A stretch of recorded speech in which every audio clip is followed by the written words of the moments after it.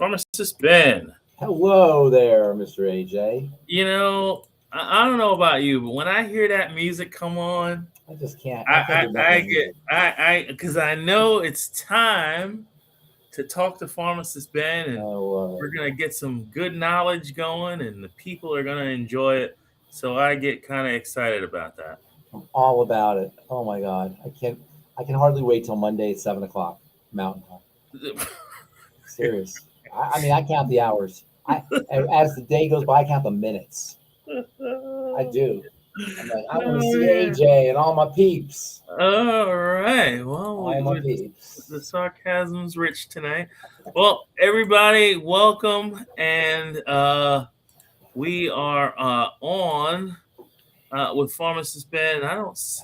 I do see. Okay, so we got some people on YouTube. I can't see if anybody is on with us yet on Rumble. Let's see. We do have some people on Rumble. Fantastic. All right. So we are live.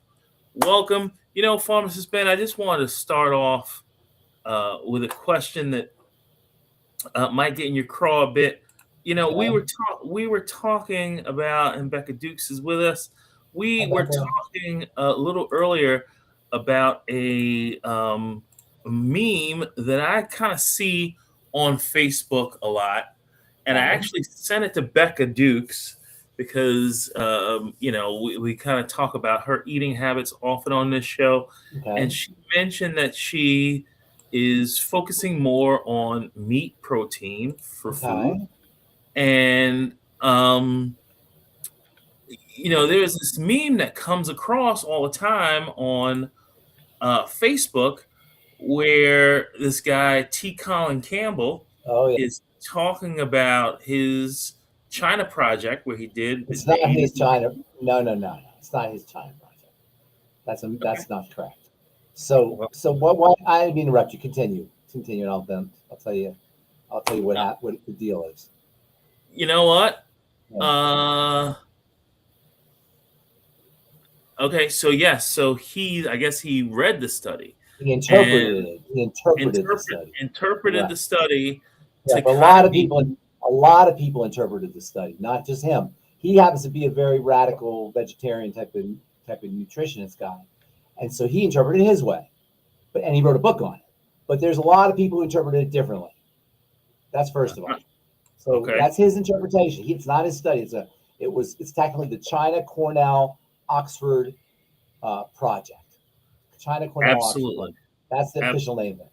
T. Colin Campbell he's a vegetarian. You know how vegetarians can be, and he wanted to show that that he's right. He interpreted it a certain way, but other people, including people who I love and I trust way more than I trust T. Colin Campbell, including Chris Masterjohn, who's absolutely brilliant, probably the most brilliant nutritionist out there. Chris Masterjohn, he interpreted it differently. Mike Leeds, who's a physician who's written numerous books on protein, had a different interpretation of it. I have a different interpretation of it. I'll tell you about it here in a second. So T. Colin Campbell has his own interpretation, fine, but it's not like he wrote the book on it. He wrote a book on it, so everybody thinks it's his study and he came up with the results. Blah blah blah. No, he interpreted the results just like other nutritionists interpreted the results, and he came up with his conclusions. And Chris Masterjohn and Mike Lees and Lauren Cordain and Stephen Gannett and a lot of other people, they interpreted it differently. They found that according to, for example, and I'm just going by memory here, Denise Minger, she found that animal protein negatively associated with disease, and that plant foods positively correlated with disease. So everybody has the same study. Same study. Look, here's the problem with epidemiological studies. First, this is why I have a problem. It's not above and beyond the fact that other people drew different conclusions than T. Colin Campbell. When you do an epidemiological study, epidemiology is a very important word. It's a big word, so people tend to not want to think about it, but it's a very important word to understand when it comes to studies. An epidemiological study versus an empirical study. Empirical is when you have evidence. You can see things. You can see the mitochondria. You can see the cell. You can see the petri dish. You can see what's happening. In epidemiological studies, I go to AJ and I say, AJ, what'd you eat for breakfast? And you say, well, I think I had eggs and I had some potatoes and then I had some milk. And then they say, oh, AJ had a heart attack. It was the eggs and it was the potatoes and it was the milk and it was the potatoes that caused his heart attack. Because obviously he ate eggs and potatoes and milk and he had a heart attack. So obviously it was the eggs and the potatoes and the milk. Epidemiological studies draw conclusions based on questions and answers. So with the China study, so-called, we found, according to T. Colin Campbell, go by his results or his interpretation, he found that if you ate animal food, people ate animal food had more heart attacks than people who ate plant food. Okay, so that's very simplistic. But the problem is maybe the people who ate animal food had a more sedentary lifestyle. Maybe the people who had animal food were frying their animal food in oils. Maybe the people who ate animal food were living in the cities where there was air pollution and there was a lot of stress.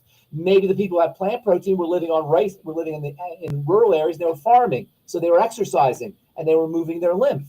Well, we don't know all the variables. This is the problem with epidemiology. You have to cherry pick variables and you miss a bunch of them. How do we know? Did they select for ages? Did they select for smokers? Did they select for exercisers? They select for mothers who had children versus mothers who didn't have children. There's all of these variables that need to be accounted for.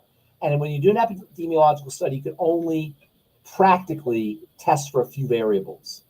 And so I have a problem with those. And that's on top of the fact that T. Colin Campbell's conclusions are not accepted by everybody, including a lot of people who I think are really, really great and intelligent nutritionists. Like I said, Chris Masterjohn is probably the most brilliant nutritionist that's out there talking about nutrition.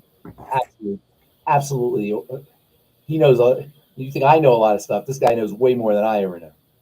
Well, he's saying that in his lab research, he exposed rats to aflatoxin, and then say that again. I lost you for again.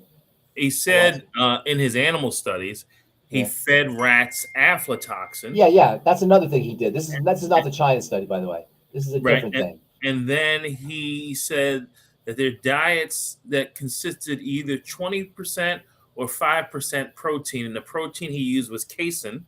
Right. And then he said, but wait a minute, stop right there.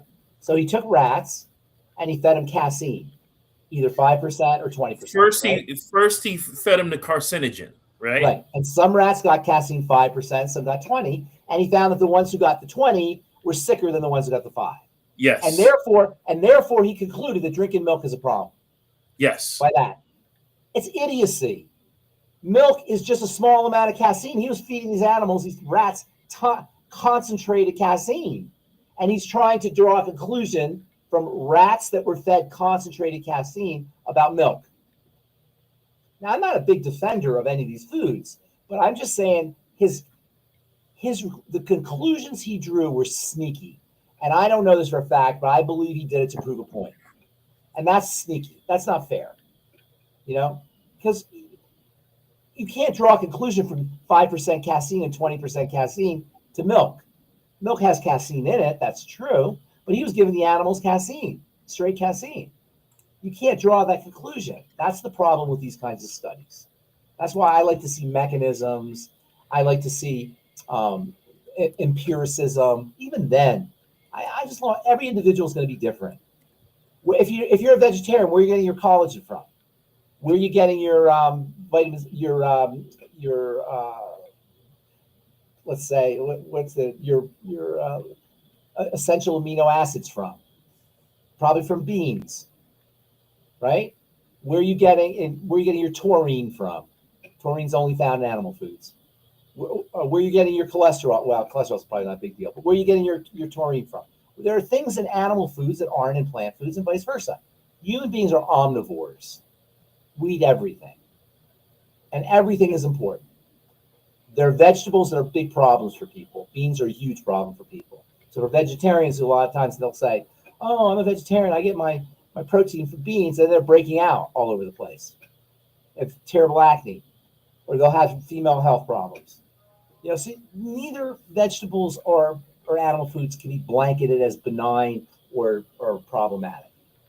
On the other hand, animal foods tend to be more complex. They're a little more complicated than plant foods. I'm not buying Campbell's, and I'm not the only one, but I'm not buying Campbell's results. Let me ask you a question. Yeah. If you are consuming animal protein, would it be a good idea to use the ultimate enzymes? Yeah, of course. Absolutely. Animal protein is a little harder to process than plant protein, but plant protein has lectin, or plant foods have lectins in them. You know, so I don't know. I find that hard to believe. Vitamin A is another one, by the way. Vitamin A is an animal nutrient. And vitamin A, yeah, there's no vitamin A in plants. There's beta carotene in plants, which gets turned into vitamin A, and there's probably retinoid-like substances, but there's no vitamin A in plants. So, you know, so what do you say about the meme floating around? I put in read the study. Don't go by T. Colin Campbell. Read the study yourself. I was going to say I put in the description that you're going to say that we need to be critical thinkers as opposed to just thinkers. Absolutely. If you're vegetarian, make sure you're getting your taurine. Make sure you're getting your vitamin A. Make sure you're getting creatine. That's another thing. Creatine is found in animal foods. It's not in plants. Vitamin D3. You can make your vitamin D, but that's not as big a deal. But it's definitely vitamin A and taurine are big problems, and creatine. Carnosine, that's another one, although you can make some of that. Vitamin B12 is only found in animal foods, although bacteria make vitamin B12, and then the bacteria contribute it to the plants. But if your plants have pesticides or antimicrobial toxins on them, you're not going to get the vitamin B12 either. So it's really naive and simple-minded to say, oh, plants are good and meat is bad. Does that help? Does that explain? That's why I just get mad at that in particular. Colin Campbell, because he's a vegetarian and he really wants to prove a point. That kind of made me mad when I read that. And the book came out in 2010, I think. And I remember when it came out, and I had my radio show then, and I was, getting a lot of questions about it, and it just ticked me off because people are naive. They don't critically think, and so T. Colin Campbell writes a book about it, and all of a sudden it's all over Facebook. And so people say, oh, I don't know if it was for that particular work or for something else, but apparently someone nominated him for a Nobel Prize. Maybe anybody can get nominated for a Nobel Prize. I was thinking of nominating you for a Nobel Prize, actually. And I would certainly, when I won, I would offer it to you. Give credit to all of us. You give credit to all of us. I would definitely give it to you. But I'm not going to lie. I did send a nomination out for you. So if you hear from the Nobel Committee, that's me. It was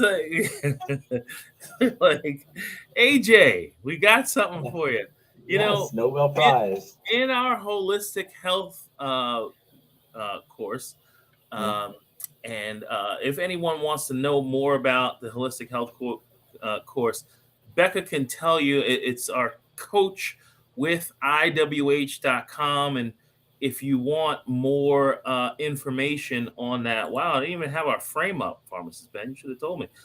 If you want more information about that, call the number that's on the screen, and you can get more information on our holistic health coach, or go to coachwithiwh.com. But if you call this number, we'll give you a discount code to make it even more affordable to become a certified holistic health coach. Or if you just need some help and you weren't able to talk to Pharmacist Ben live on the show, call the number that you see on the screen. But in the we have a chat. There's a couple hundred coaches in the chat, and there are right now. There's a couple hundred coaches in the chat. In our health coaching chat. Okay. Right. And a woman named Denise mentioned that our EFAs have flaxseed oil, and the question is, flax can have estrogenic effects which can mess with hormones. So why is it in our so first of all, flaxseed plants that are phytoestrogenic, and there are components in flax called lignans that have estrogenic effects, are weak estrogens or have weak estrogenic effects as opposed to strong estrogenic effects. A strong estrogenic effects, a molecule with a strong estrogenic effect sits on the receptor tightly and causes estrogenic effects, causes estrogenic results, growth, cell division, secretions, accumulation of liquid water. There's various things that estrogen does. Weak estrogen binders take up the space, but they don't allow estrogen, which is strong, the hormone or xenoestrogens, to bind to the receptor. They block the receptor, giving it a weakly estrogenic effect. They're said to be weak estrogenic binders or ligands. Weak. You understand what I'm saying? The weakness has a protective effect from the strong estrogenic binders, which makes them net good for people who have estrogenic issues, including cancers. That's what a weak estrogenic binder does. Do you follow what I'm saying here? Yes, it has estrogen effects or estrogen binding properties, binds to the estrogen receptors, but weakly. And they're said to be weak estrogenic binders or weak how they say it, but it's weak as opposed to strong. And that weakness makes it protective from the strong estrogenic molecules, right? So yes, it does bind to estrogen receptors. It does trigger estrogenic activity, but weakly, as opposed to the estrogen or catechol estrogens or foreign estrogens, like in plastics and such. Okay, but the word that I'm concerned about, it says can mess with hormones. Well, she's not a nutritionist. Nobody ever says that. No nutritionist ever says can mess with hormones. That's the layperson thing. It doesn't mess with hormones. I think in nutrition you don't hear mess with, right? What does that mean, mess with? She's speaking colloquially. She's not a chemist or scientist, so she's speaking colloquially. It doesn't mess with anything. How does estrogen work? How do steroid hormones work, like estrogen? They bind to a cell receptor, and then they act internally in the cell. And the most important molecules that do that are literally the hormones estrogen. But lots of things do that. Molecules in plastics can do that. Birth control pills can do that. The estrogen in birth control pills can do that. There are cosmetic preservatives and cosmetic ingredients, sunscreens can do that. A lot of things that will have that kind of effect. In nature, legumes are notorious for having that effect. And nuts and seeds can have that effect. And flax seeds, are one of the more estrogen effective molecules. And it's lignans. They're called lignans. They're molecules in the flax. And they will interact with estrogen receptors in a protective way. You understand what I'm saying? They call them selective estrogen modulation. So, because they're weaker, they can act as a weak estrogen mimic when estrogen's low. And they can act like an estrogen blocker when estrogen's high. It makes sense? You follow me? I'm listening.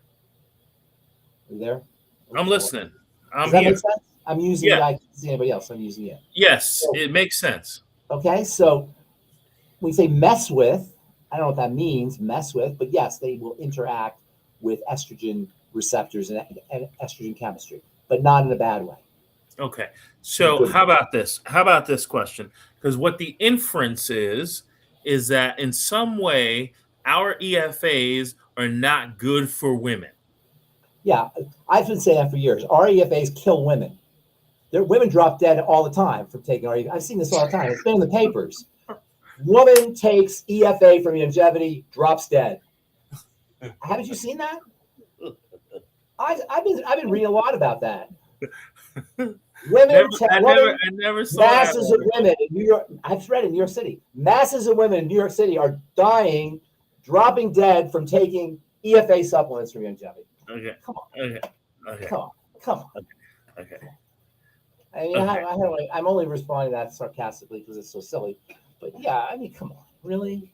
Okay. So just on the flip side, however, what about if a woman is dealing with these kind of xenoestrogens or like super estrogens, is And the flax EFA will be protective. could I want that mechanism. I want that mechanism to make sense to you. How a weak remember plug and socket. This is very simplistic because it's a little more complicated than that. But plug and socket. Here's estrogen. It's a plug. Here's your socket on the cell. Estrogen, real estrogen, and there's bunches of different ones, hits the receptor and an action happens. Right? Mm-hmm. Too much estrogen from cosmetics or plastics or drugs or hormone replacement or whatever, and you have lots of this effect. Right? And that can be a problem because estrogen makes things grow. And this is where fibroids come from, cysts come from, cancers come from, tumors, etc. Flax lignans, they will sit on the estrogen receptor, but weakly. So now estrogen comes and it can't get there. It's blocking estrogen. So if you have too much estrogen, it's actually going to reduce the estrogenic effects. On the other hand, if you don't have a lot of estrogen, the lignans are going to give you a little bit of an estrogenic effect. So you get both, which makes it perfect.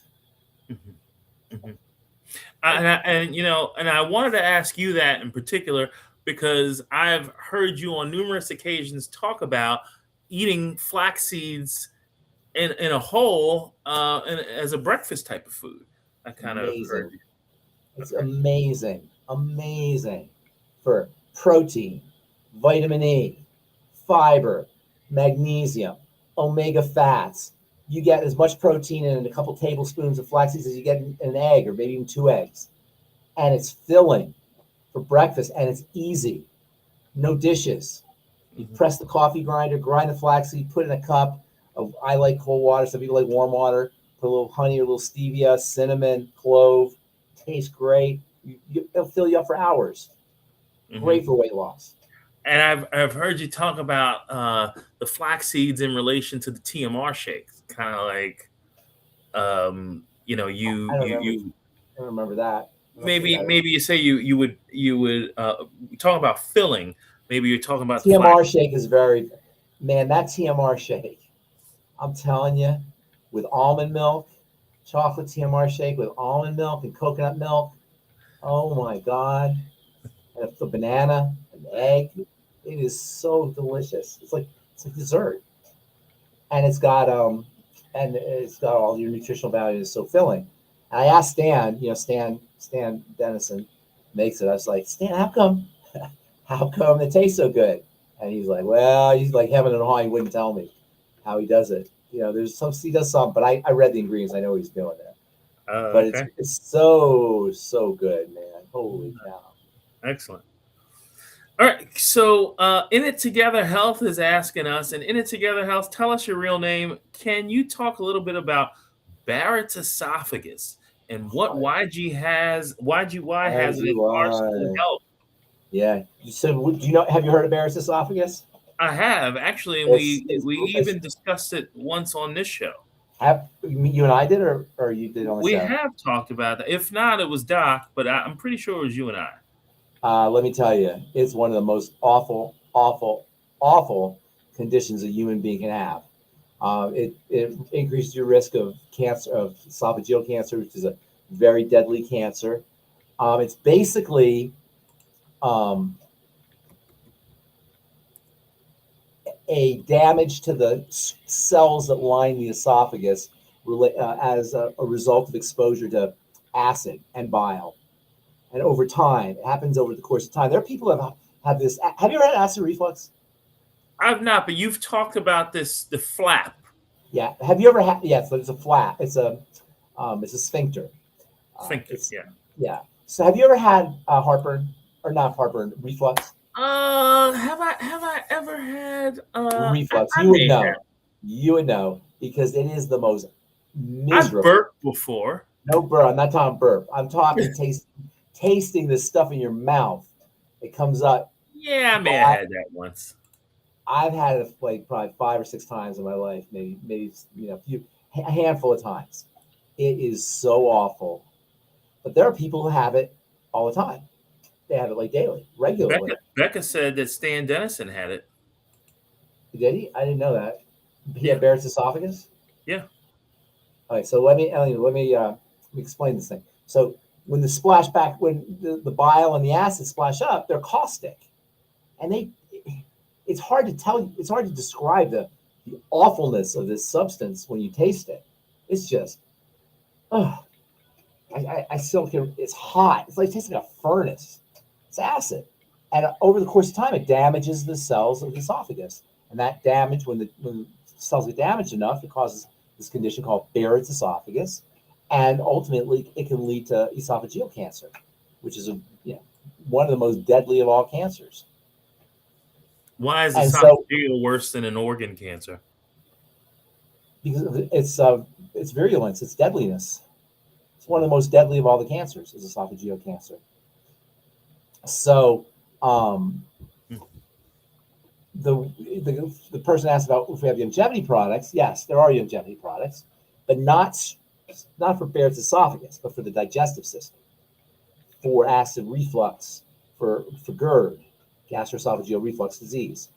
The most important thing is to avoid certain foods that loosen the flap. Processed foods, sugar, carbohydrates, they have a loosening effect. For some people, caffeine does it, chocolate. You have to see what kind of your battles are, but typically it's going to be refined foods, cereal grains. You want to avoid all that.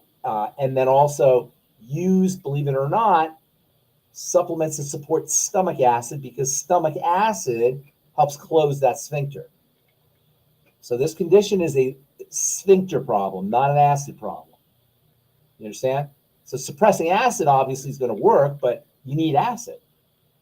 You can take Nexium and Prilosec and these suppressing acid will give you some temporary relief, but because you don't have acid, you're not going to nothing's to splash back up. But you need acid. So now you're going to run high risks of osteoporosis and degenerative diseases, and there are people who do take Nexium and Prilosec long term do run higher risks for degenerative diseases following the deficiencies in stomach acid, because you need stomach acid to break up your protein, you need stomach acid to absorb your B vitamins and your minerals. And so when you suppress your stomach acid, you're going to run deficient in other nutrients, which is it's a common theme with drugs. Yeah, you get this effect, but it comes along with this. Like that guy that came on about talking about how wonderful the GLP-1s were. Yeah, you might lose weight, but now we know that there's problems with your eyes, or problems with your intestine, or problems with your connective tissue. And that's the thing. That's a problem with pharmacotherapy. Okay, you mentioned 3 things that I would like to touch on.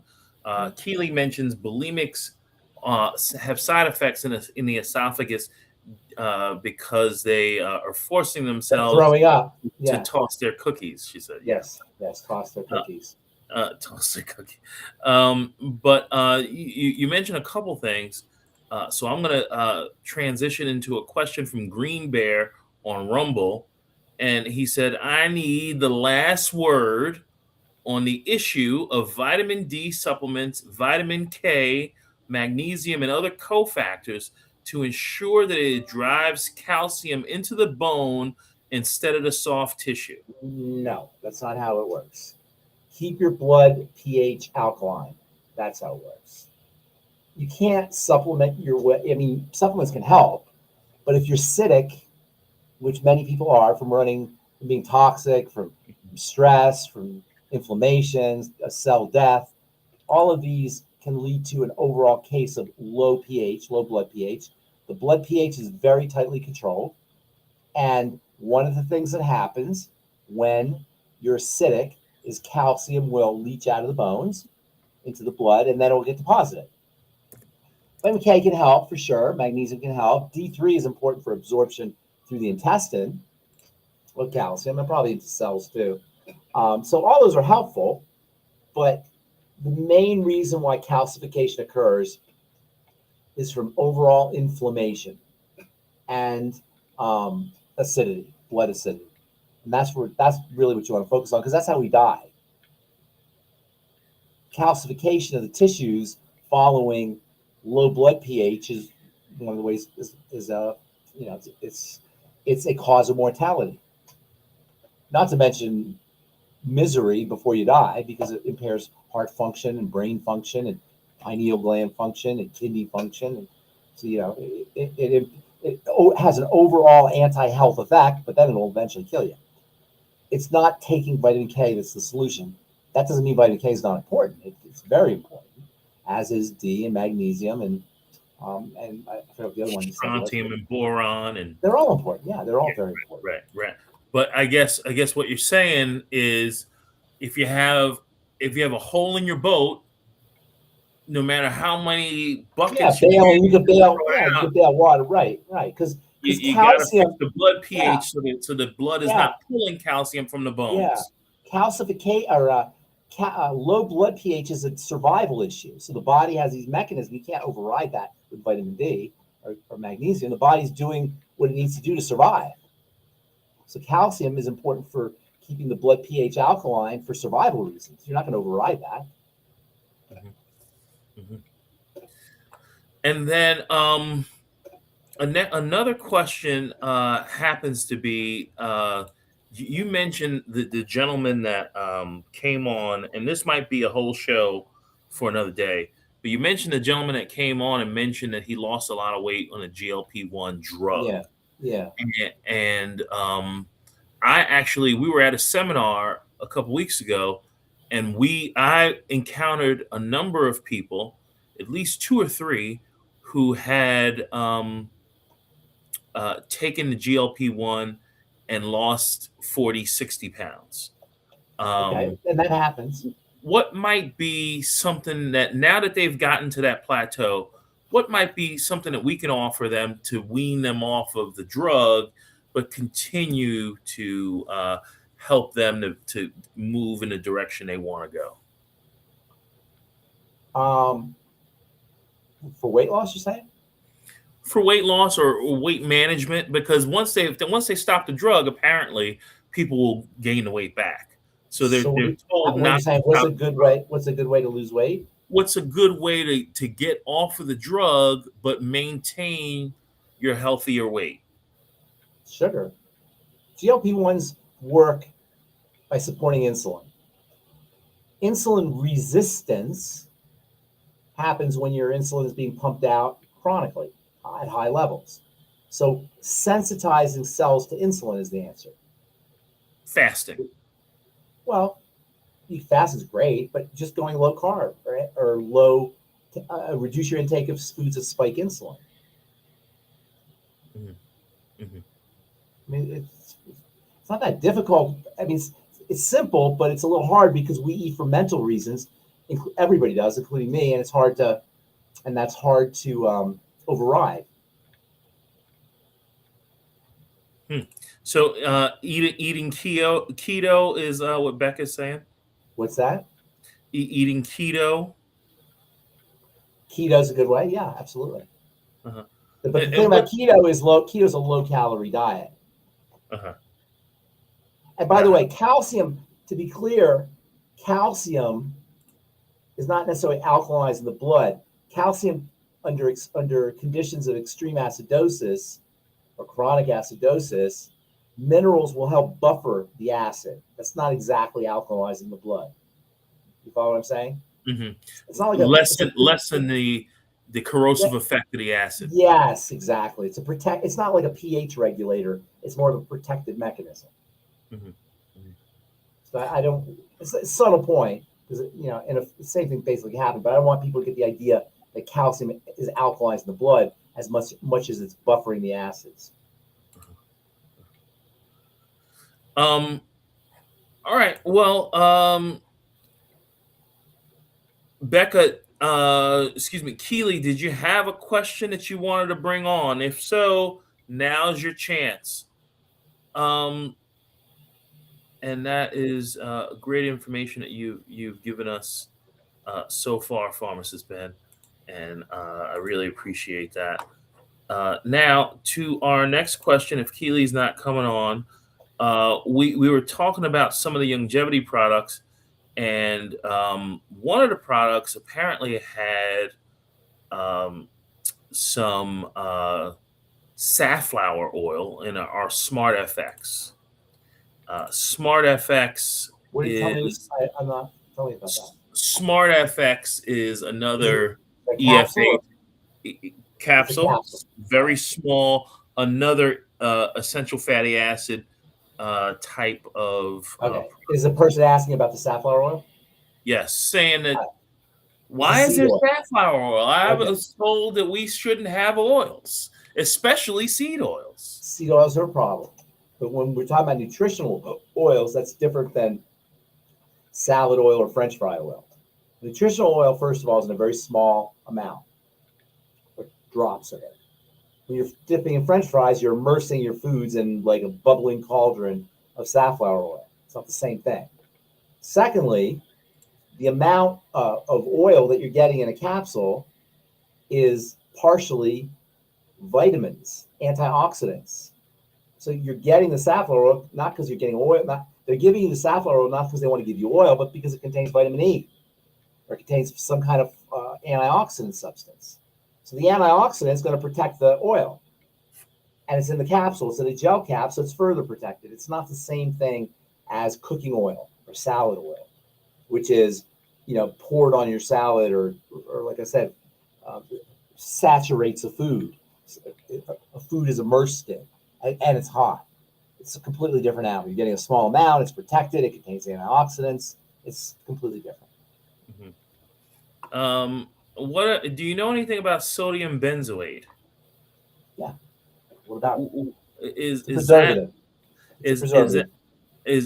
that a harmful preservative in our Osteo-fx? In the scheme of things, it's a food grade preservative. So it's in the scheme of preservatives, no, it's not harmful. It's a very simple molecule, and when you have a liquid nutritional supplement that is good for you, it's also good for bacteria.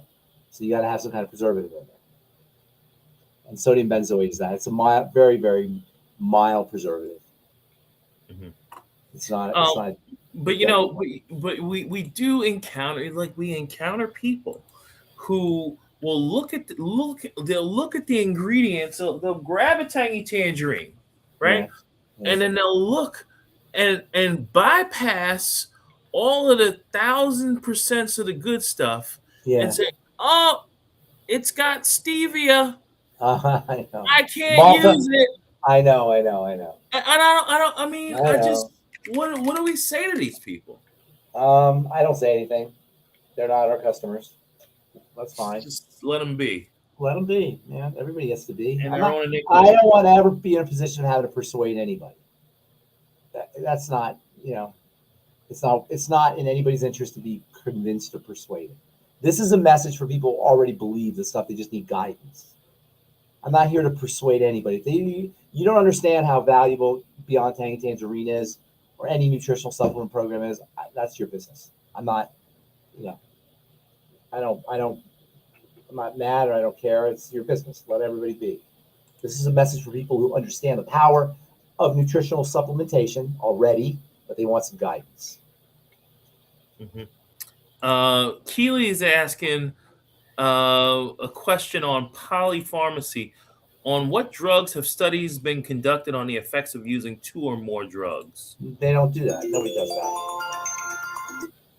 that. They don't do polypharmacy tests. They test the single drug, and that's important because some people are on 5 or 6 or 7 or 8 or 9 or 10 different drugs.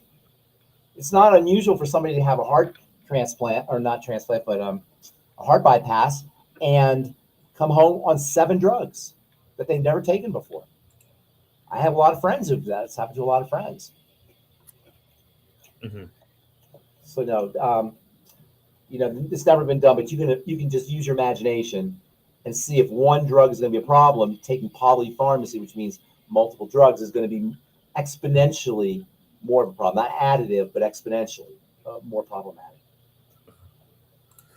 What do you think about the benefits of donating blood? Is it safe? I have donated blood when I was a tree hugger in my youth. I don't know about you, Ben. Have you ever donated blood? I never done. Oh, wait, I did donate blood a long time ago, but I haven't done it a lot. But yes, it's definitely good. It can help thin the blood. It can help lower excess iron. If you deal with excess iron, iron can be a pro-aging hormone. And the body replaces the donated plasma in a day probably, and then the red blood cells in a few weeks. So most people won't even notice it. It burns some calories actually, but it's definitely a good thing to do if you can handle it. It'll reduce your risks of cardiovascular disease, blood clotting, dirty blood, all the problems associated with dirty blood. It's definitely a good thing to do. Yes. All right. Especially if you have hemochromatosis or some kind of iron overload issue. Huh. Because it gets lose iron. Iron comes out. Okay. Houdini says, if my doctor says my vitamin D levels are too high and he wants me to cut back on a tangy tangerine. Look, I can't help with silly things doctors say. Most vitamin D, your body has a mechanism for controlling vitamin D. It has to be activated in the liver and in the kidneys. So it's very difficult to take vitamin D orally and then all of a sudden have too much vitamin D activity. You may have vitamin D in the blood, but that doesn't mean it's active. That doesn't mean it's active in the cells. So you want to know what the vitamin D is in the cells. You want to know what your active vitamin D is. Because vitamin D is just taking vitamin D doesn't give you vitamin D effects. It has to be turned on, as I said, in the liver and kidneys. Okay, Pharmacist Ben, we had gotten a question in about central diabetes insipidus. There was a gentleman, he said he was hit in the head with a shot put when he was about 16, and now that he's 60, he's still having trouble, and all of the medical system wants to give him drugs as if he's got normal diabetes. I'm not really sure with the central diabetes insipidus, but I'll read. It's not a sugar issue. It's not a sugar issue. Okay. Diabetes insipidus is a brain issue. It has to do with a brain chemical called antidiuretic hormone. Sometimes people say vasopressin. This antidiuretic hormone, diuresis means what? To lose water, right? Yeah. Okay. Antidiuretic hormone keeps you from losing water, right? So people who have diabetes insipidus, it's a tumor, or sometimes it's an injury like this guy had. There's various things that cause it, but it's a brain problem, really, not a pancreatic issue, not a sugar issue, and it has to do with with fluid accumulation. People who have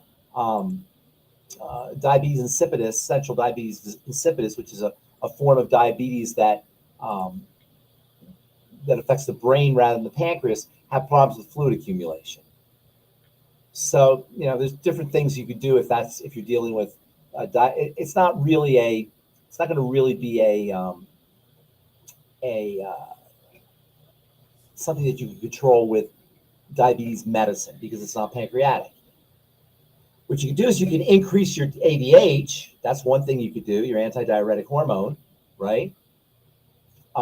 Which would stimulate water retention mechanisms. And by the way, people who have diabetes insipidus drink a lot of water. What about fixing his pituitary gland? Is there something that we can do for that? Not if it's been damaged. People who have diabetes insipidus, as they say, central just means it's the brain, the central nervous system is causing it. Diabetes insipidus, people with diabetes insipidus causes the fluids to become out of balance because you're not making antidiuretic hormone, you're not making ADH. Turns out a little bit of fructose can stimulate ADH. And even though they sound the same, it's a completely different thing. Does that make sense? You follow what I'm saying? What sounds the same? Diabetes? Yeah, they both sound like the same thing. Diabetes insipidus is very rare. The body will make a lot of urine. It'll also cause a feeling of being very thirsty, even after you had something to drink. You follow me? Yes. And there's no cure for it. So typically, if you have that, and it's really rare. I haven't really dealt with it too much, but there are nutrients that you can use. Like I said, fructose can help stimulate ADH. I don't really know of any nutritional treatments for it though, because it's a mechanical injury. So if you know, the symptoms of it are thirst basically, and making lots of urine, and getting up in the middle of the night to urinate a lot. Okay, but Pharmacist Ben, you kind of just indicated that you don't think that we could repair the pituitary gland. Not if it's been mechanically damaged. It's not metabolically damaged. Okay, but a week or two ago, we saw someone who got a finger cut off. Yeah, the pituitary is not the same thing as the finger. The extremities sometimes can regenerate, but the structures inside the body, that's not as likely. Think about it from an evolutionary standpoint.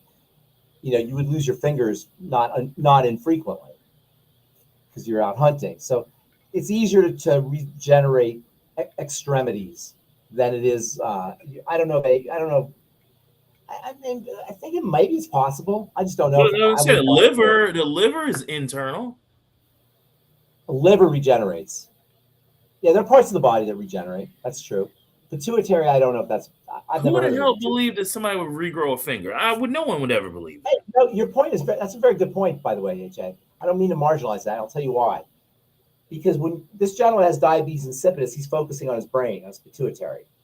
But as you point out accurately, by changing your entire nutritional milieu, your biochemical milieu, your biochemical environment, you may be able to counteract those kinds of things. That's how I would be approaching it.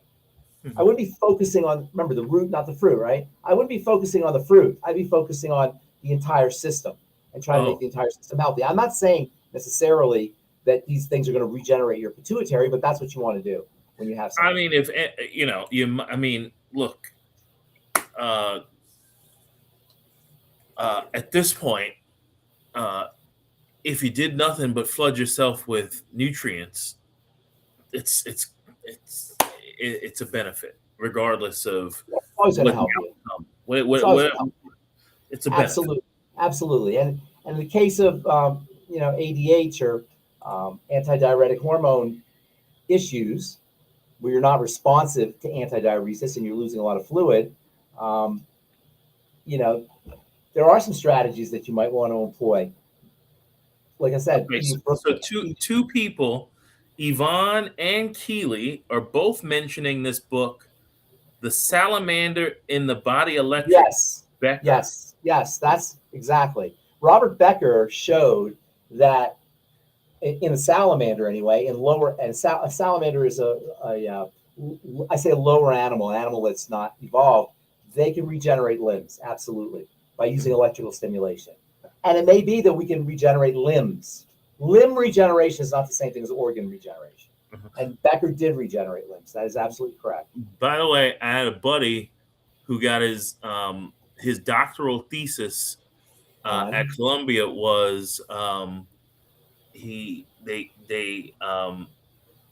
injected an alligator, or which ones are on this continent? We got alligators or crocs? Crocodiles are South America. We have alligators. Okay, so he injected the alligator with they wanted to find out if they could survive a nuclear blast. So they injected it with radiation, and all the radiation went to the tail. It shed the tail and grew a new tail. Yeah, I've heard reptiles are notorious for regenerating limbs. Reptiles are.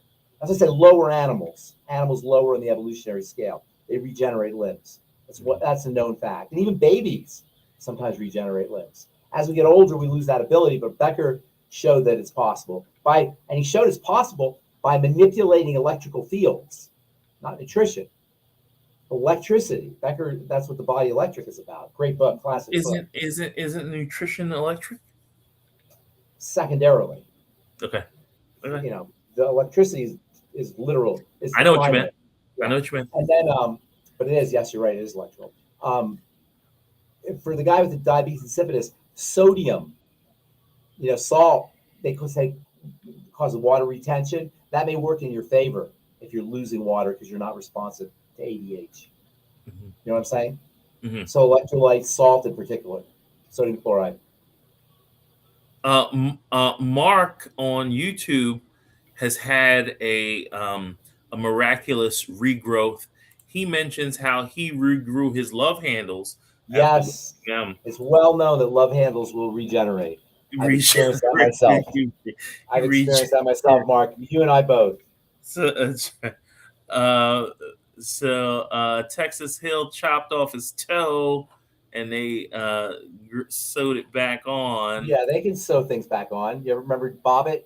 John Wayne Bobbitt? John Wayne. Oh yeah, that's just too famous. But back to the vitamin D. Houdini mentioned that the doctor says his vitamin D levels are so high that they can't get a reading. And then, I don't know, I'm at 120 milliliters. And here's the kicker. The calcium's normal, protein's normal. That's because that's what I'm saying. If everything's normal, but your vitamin D is high, that's because the body has mechanisms for protecting itself from vitamin D overdose. Or vitamin D is a hormone. So the body has to protect itself. And the way it protects itself is by activation in the liver and kidney. So maybe your body's not activating, maybe you have a high vitamin D in the blood, but maybe it's not activated vitamin D because your body's not activating it. Mm-hmm. Mm-hmm.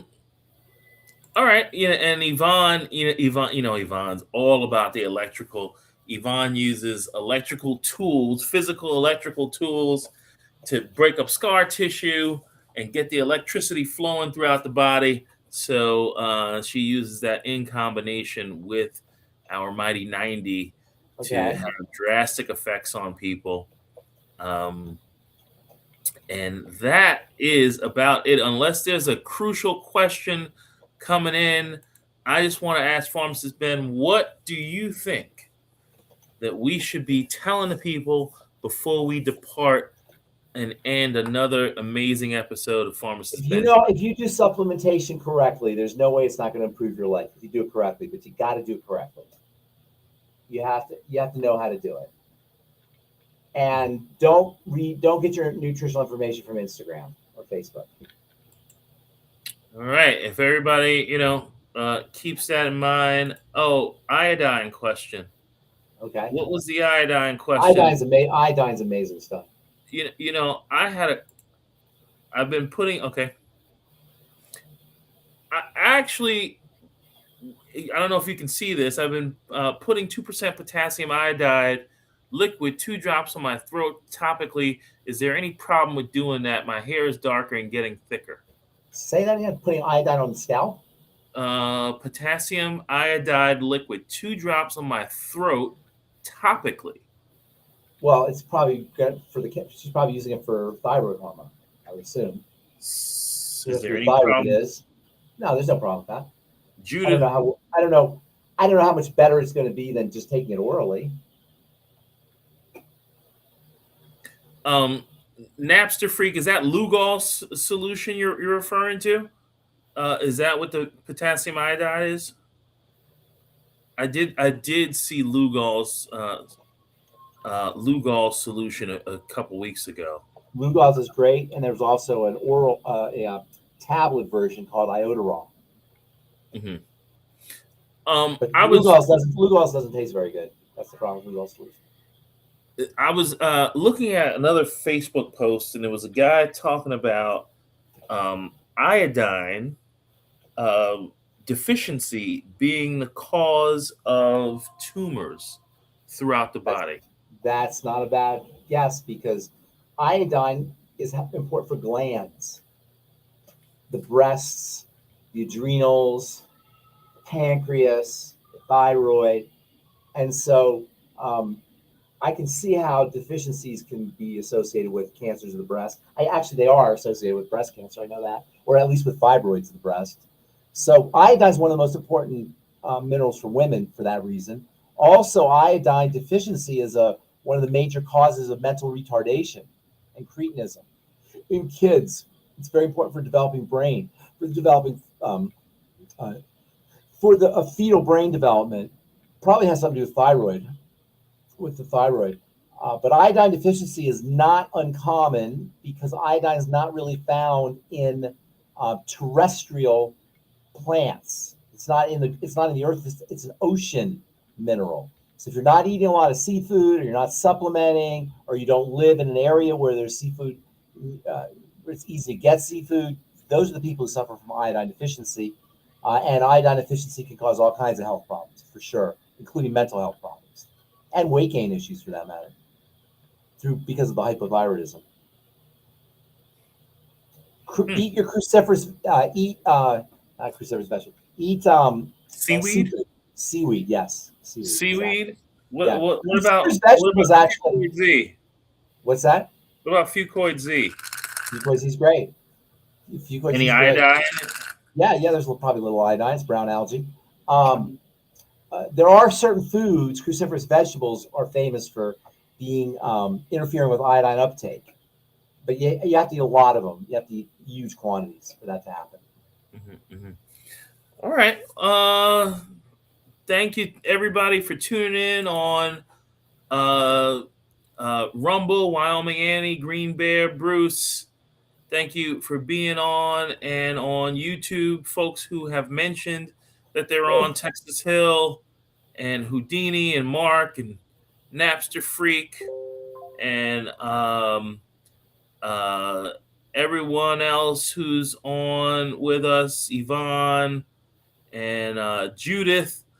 Judith, if we haven't answered your question totally well, please email us at questions@dailywithdoc.com. Actually, you can even email us at help@rootnotfruit.com, as we do have that email up and running now. And Kyle, thank you for tuning in, and everyone else. And Bootsy Girl, I know that is our good friend. Who is Bootsy Girl? That is I know she's a health coach, and but at any Leslie, it's Leslie, and in it together health and Pharmacist Ben, I appreciate you taking the time out and the extra time to do so many shows per week, and tell the people the other shows that you are doing. I know you're doing Coast to Coast next week, or the next 2 weeks. 2 weeks. What's it? Dr. Drew's on tomorrow. Say again? Dr. Drew is on tomorrow. Oh, Dr. Drew's on tomorrow, is he? Then I guess I'm on in 3 weeks. Really? Yeah. Dr. Drew's on tomorrow. But then what about you doing a show with Dave Michaels? Oh yeah, I do a show with Dave Michaels, but I'm also doing we're doing audios for all the products. We're going to have product education on every single product. Who are you doing that with? Dave Michaels. Oh, wait a minute. I'm a little jealous. What about my product education? Well, this is going to be in a paywall. It's going to be $5 a month.